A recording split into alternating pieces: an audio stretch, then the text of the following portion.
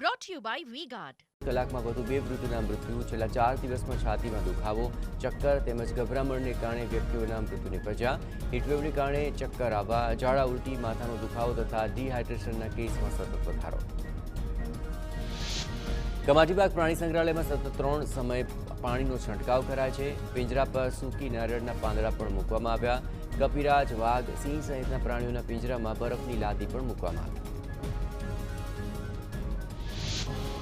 વડોદરાના સાવલીમાં બાર કાઉન્સિલના સભ્યો ગરમીને અનુલક્ષીને રજાની માંગ કરી છે. 10 જૂન સુધી રાજ્યની તમામ કોર્ટમાં રજા જાહેર કરવાની અપીલ. 2 સભ્યો બાર કાઉન્સિલ અને મુખ્ય ન્યાયાધીશને લખ્યો પત્ર. વડોદરાના શિનોરમાં દિવેર મઢીમાં સહેલાણીઓનો નર્મદા નદીમાં નહાવા માટે ઘસારો. વધતી જતી અંગ દજાડતી ગરમીથી રાહત મેળવવા લોકો દિવેર મઢીમાં નર્મદા નદીમાં નહાવાની મજા માણી ગરમીને દૂર કરવાનો કરી રહ્યા છે પ્રયાસ. વડોદરામાં ભારે ગરમીને કારણે શહેરમાં આગ લાગવાના 3થી વધુ બનાવ બન્યા છે. ભાયલી વિસ્તારમાં ફ્લેટના વીજ મીટરોમાં લાગી આગ. ફાયર બ્રિગેડે આગ પર મેળવ્યો કાબુ. શોર્ટ સર્કિટથી આગ લાગી હોવાનું અનુમાન.